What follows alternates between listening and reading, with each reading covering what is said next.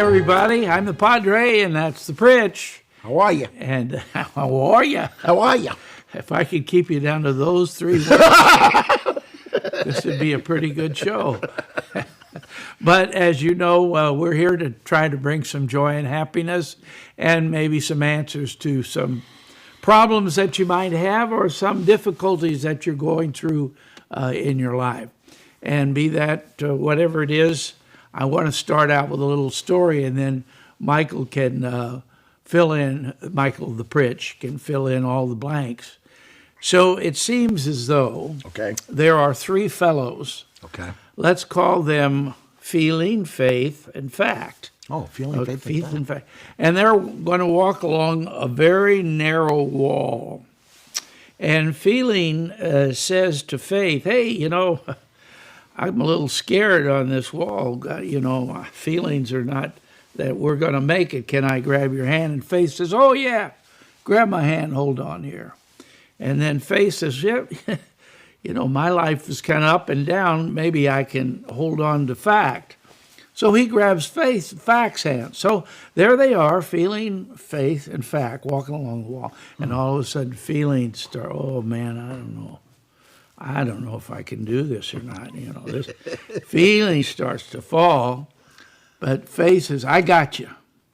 So he goes to his Faith and overcomes his feelings, and he hangs on.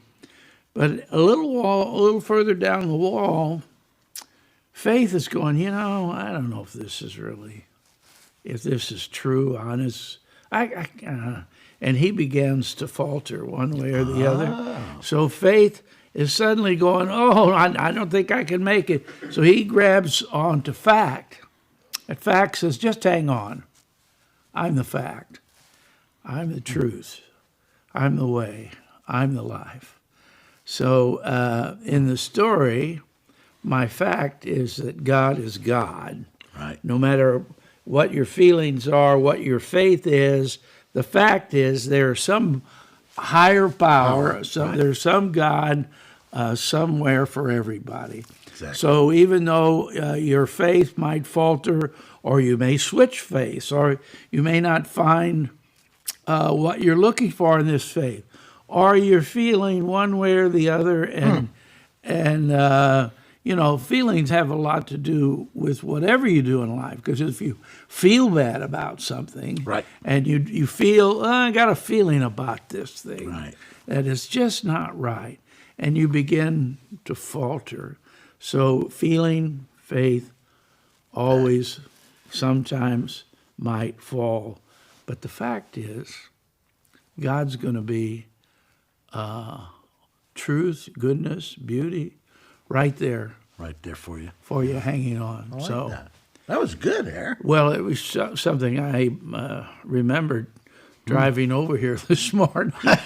I've talked about it a long time, but I knew it would give you an opportunity to talk about feelings and to talk about faith and to talk about the facts. And, you know, it disturbs me a little bit, not that I would ever do anything about it or that I care that much, but, you know, in the sporting world, right, in the football world, they are having these draft players who are 18, 19, 20, 21. Right. Their feelings are woo, woo, woo. Yeah. If they have faith, woo, woo, woo. Right. And whether, you know, they're taking a great deal of chance with millions of dollars. Right. And the youngsters are taking chances with their health and well-being and their emotions, because under that spotlight, the pressure's intensifying. Well, you see the families of these kids. Right. They're all gathered around. Well, but it's you know, for poor families, it's a $1 million payoff. It's a lotto, yeah, for a guy who's worked really hard, given up a lot, and perhaps could have done something else in life, but spent all that extra time. That's not with everyone, but right. A lot of them. So with that feeling, faith, and fact, I brought in the football thing because I just listening on the radio this morning, I thought, man, it's going to be a hard climb for some of these guys. I have been, I very quietly, very humbly, I help young athletes, pro athletes a lot. I actually got a call this morning from a baseball player's dad, and he suffers from depression. And the intensity of the spotlight on some of these young people, and in fact, in some of the sports, you can have incredible, CTEs, the brain injuries, and brain disease that is compiled by multiple concussions, and as well the injuries to the knees, to the hips, to the shoulders, to the back. All of those pile up. And one of the things that I've noted, and I love talking to NFL players that have played a while, and one of my roommates from college, Danny Pfeiffer, was the captain of the Chicago Bears, and he played for Coach Vermeil. And I will just tell you that encouraging young folks in pro athletics and college athletics is it's tough because of what you're just talking about. You have to give them exactly what you said. You have to give them faith that they can do this and to accomplish the goal. They have to have the feeling that if this is costing too much to them emotionally and spiritually, time to go. If this has caused you to become so blatantly over the top, self-destructive, these are facts. Mm-hmm. If you're getting into domestic violence, if you're getting into carrying a gun, if you're getting into anything like that, having a posse. Yeah, start putting a check on yourself and start saying, hey, it's really important for me to understand my feelings and draw upon my faith. Your mother doesn't need the home that you think you're working for more than she needs you. Your mom needs you. And if you're an athlete, a woman or a young man in sports, and you're turning pro in any sport, whether it's soccer, which is highly compensated now for women and men, and as well in track with endorsement money, tennis with endorsement money. Staying true to yourself with your feelings and your faith will help you establish what the facts are. No sport that you play. This is a great line by, I loved this coach. He said he coached at UCLA, and he was... John Wooden? Yeah, wonderful man. I worked with him at Chevron, and we talked. Were you pumping gas? And I was cleaning his windshield over at Chevron. Yeah, I can see you. The guy, the senior vice president of... Excuse me, Mr. Wooden. Hurry up, it's Coach Wooden. So... Gotcha. So he said, sports don't build character, they reveal it. Powerful line. And faith reveals character, and facts reveal character, as we can see with some folks who are in leadership positions who don't rely on the facts like they should. Well, let's switch that for a second, unless you have another. No. Let's switch that for a second, because in the political world, where a lot of our friends are very attuned, right. and I'm not, people are talking about fake news. Right. Now, what is fake news to you? Can you give an example? Oh, yeah. All right. I think that one of the gifts that we get in life is that if technology has created algorithms that teach us that more people are likely in media to read or respond or watch or choose to watch a story that's negative with negative connotations, right? So at the point where the media is, if they were to invent the light bulb nowadays, there'd be tragic and disastrous news for the candle industry today. Massive layoffs predicted. Wax dips in the market. Religious traditions are threatened. Well, the point.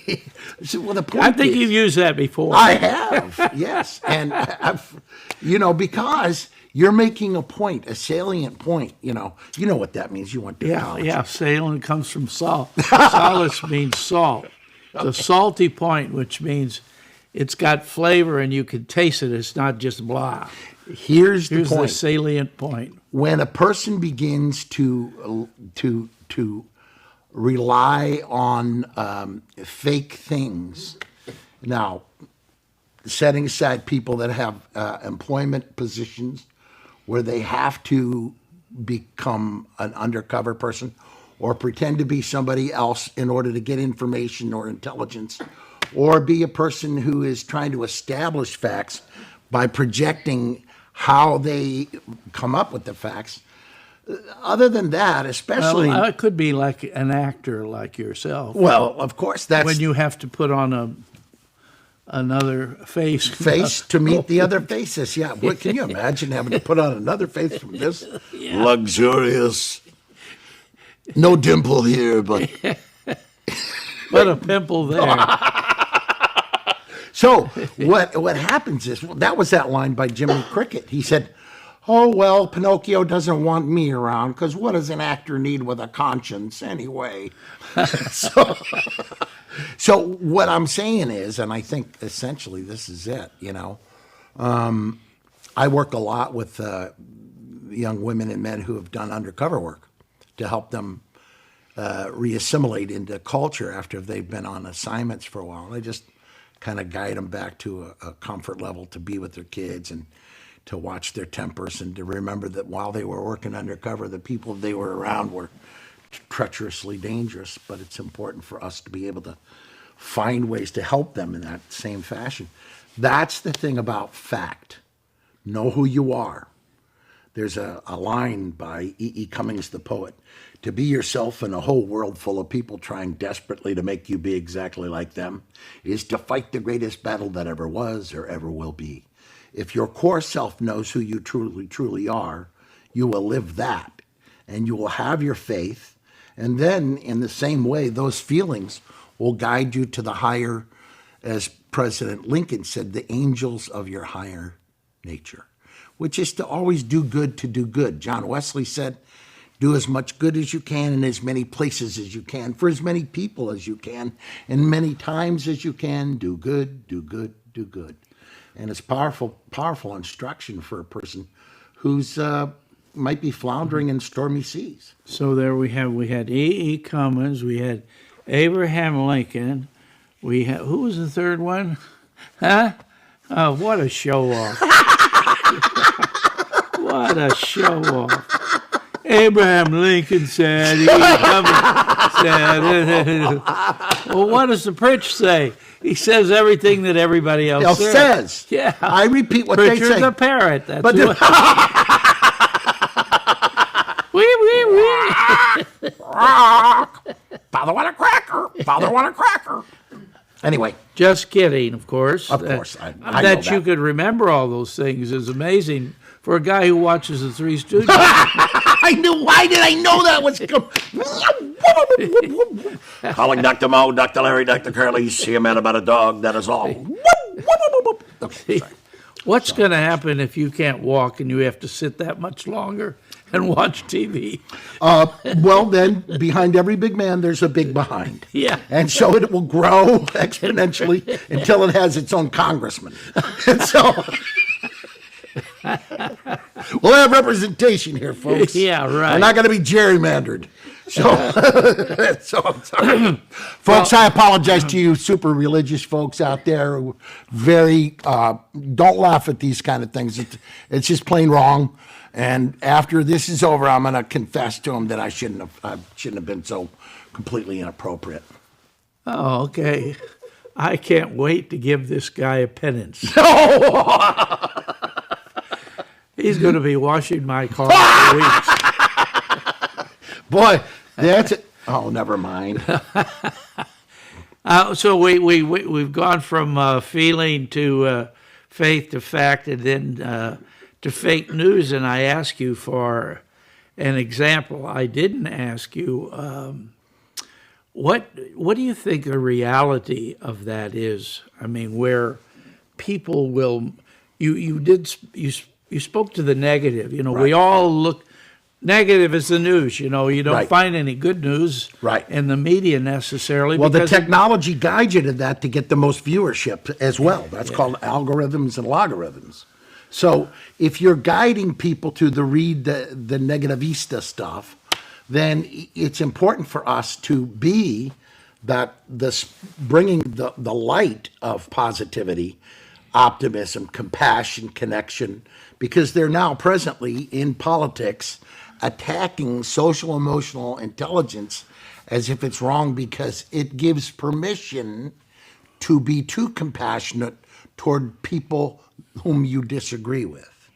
And that's, to me, fake news, because when I worked at Edutopia for George Lucas and did that for years, it was to teach people that the more feeling that you have, the more compassion we have, the less chances of the isolated, violent person, getting past us to do incredible damage. I've worked a lot of school shootings, Father. I mean, I worked a lot of school shootings. And afterwards, where the kids were killed, and it's important that we remember that there's a young man who said that the entire children's group that was murdered in the kindergarten and first grade back east in Connecticut, Sandy Hook, was a lie. And they sued this guy into oblivion, and he declared bankruptcy. I won't mention his name. But he was sued into oblivion for putting that lie out there. And the extension was he was making the families suffer more. Yeah. Right? Yeah. So there's a high cost to a mother who loses her kindergartner. I got a kindergartner at home, my little grandson. And just the thought of him not being there because of violence makes me stay at this age committed to teaching peace wherever I go, because I feel like the Holy Spirit is the fact. I feel like my feelings are, I was raised in a good Catholic home, and my faith is that I'm here with you. I'm here with you on Sundays, and we have a great faith community at our church, and it's been dedicated to helping young boys who sometimes are the victims of abuse and neglect, and they get an opportunity to come to St. Vincent's and to feel us, have faith, and the fact that we love them. All important. And those kids up there, they get it. They're good kids, and they just had adverse childhood experiences that caused incredible trauma. And it's important for us to do everything we can to help them. Well, I know that you would be very helpful if you were assigned to be a counselor in that group, but you don't have to be a licensed counselor to help in that group, because the real help in the group also is livestock. Right.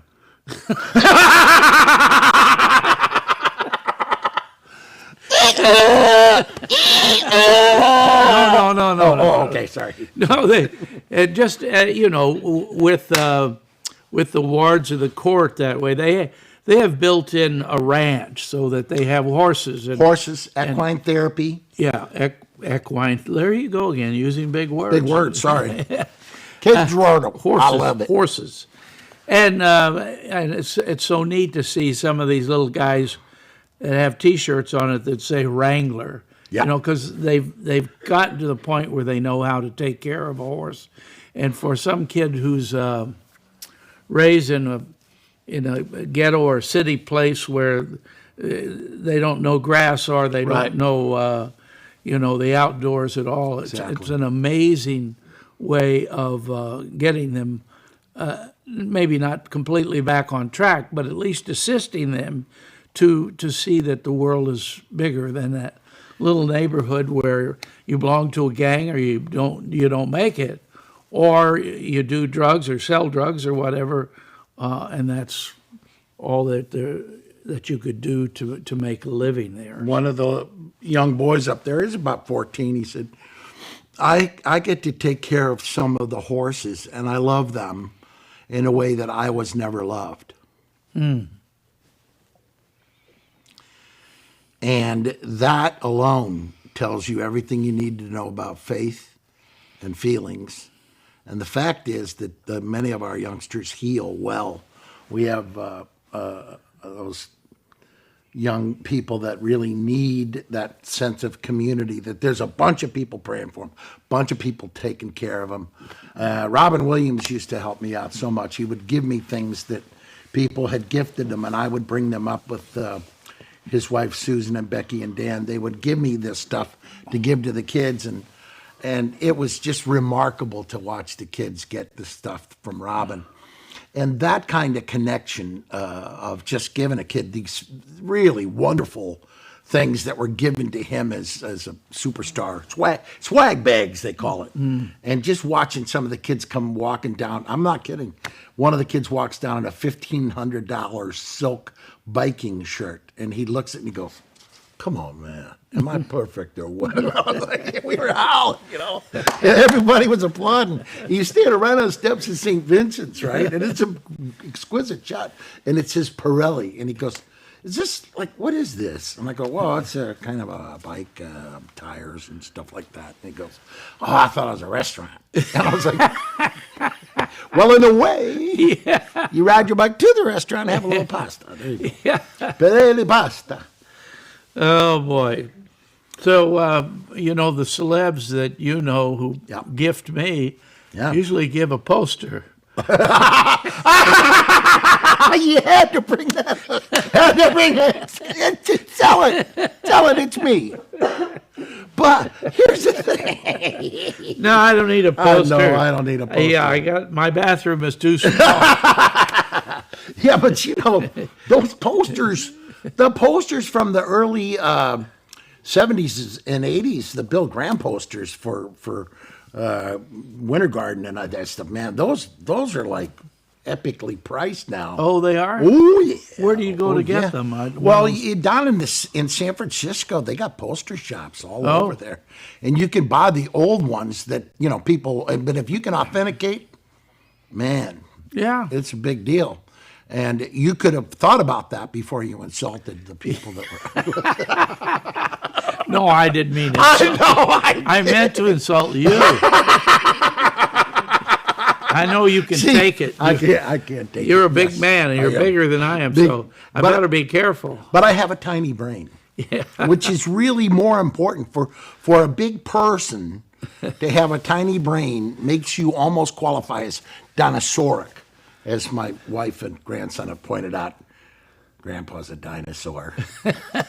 Well, I have no idea what they're talking about. But anyway, but I think, this point you brought up is really Dinosaurs mean old with a tail. Exactly.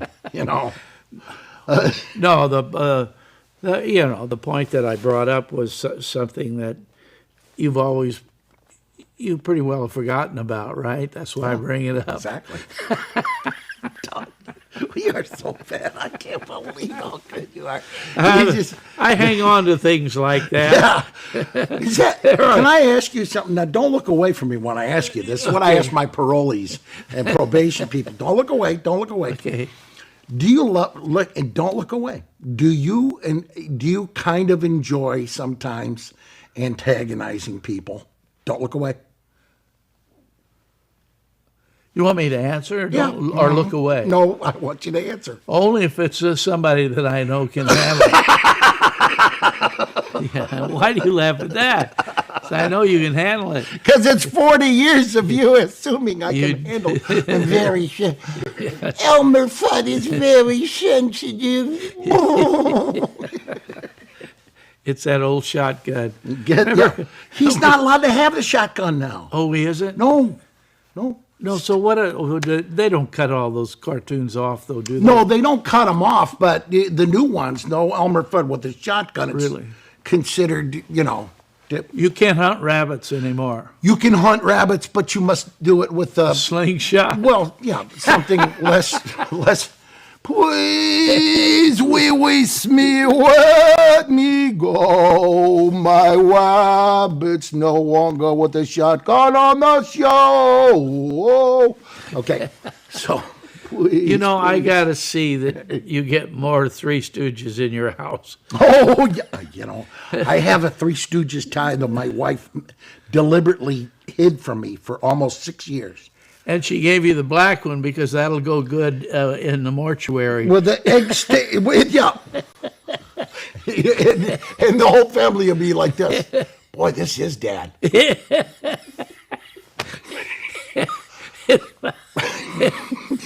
I know that always the comedy writer will be pouring honey in there, Oh, boy. Anyway. Oh, they'll have your teeth out by that. Oh, yeah. I remember, if you're true to your false teeth, they'll still be false to you. So, boy. George Gabby Hayes. Yeah. I watched him in a John Wayne movie. He was I laughed. Was that his real name, Gabby Hayes? George Gabby Hayes was his real name. Duke is standing there having a shootout, and Gabby Hayes goes, "It looks like the Johnson boys." And his hat goes, "Wing!" And he goes, "It is the Johnson boys." I was like, I'm howling laughing. Duke's going, "Just keep shooting, Stumpy." He called him Stumpy. Well, you don't know. He called Walter Brennan Stumpy in Rio Bravo. Now, that was a Walter Brennan voice, wasn't it? No, that was George Gabby Hayes, who was standing there. And then Walter Brennan was more like this. Duke, I was talking about it the other day, and I seen you out there with those cattle, and the smell. Anyway, I just thought we'd all get some chili here, because the cowboys don't even have to use their lassos to move the herd along. The herd just goes away from them. So that was good. If I had hands to applaud, I'd have to. Hey, you didn't even know this one about that. No, I didn't. The fingernails. Yeah, the fingernails, clapping with the fingernails. Yeah. In contempt for the artist, going like this. Oh, yeah. That's bad. I can see the people out there now going, Oh, yeah. all two of them. Yeah, there's well, there might be 3 next week. Yeah. We'll be lucky. Yeah, and we'll be back next week Yes. and the week after, hopefully, God giving us good health and Faith the and ability facts to laugh at each and other. feelings. Right. Lord knows we both have feelings, and we've been given the gift of faith. Absolutely. So the fact sometimes we lose out on because we are enamored with ourselves. Yes. I'm so self-absorbed, folks. It's amazing I haven't drowned.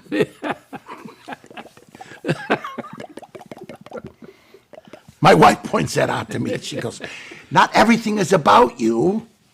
Who told you that? Well, it wasn't passed along at the wedding. No. Oh, that wedding. Oh, that was not good. Oh. We'll talk about that next week, Yeah. maybe if we have a chance. Okay, yeah. We talked about it a long time ago. So thank you all for joining us today, and I hope that your feelings are good or they're better than they were when you tuned in, and that faith is really a gift. You don't earn it. You get it as a gift from God. So you don't go to the supermarket like coupons and build up your faith. But we try to live a faithful life by watching other people who are faithful and who live good lives and do things that many others will want to follow their example. And the fact is, God is, we are, and sometimes we aren't with it, sometimes we are. Right. So that brings us to the end, Pritch. All right, it's Padre. been fun. See you again next week. Say the rosary, folks, and remember, life isn't fair, but you can be fair.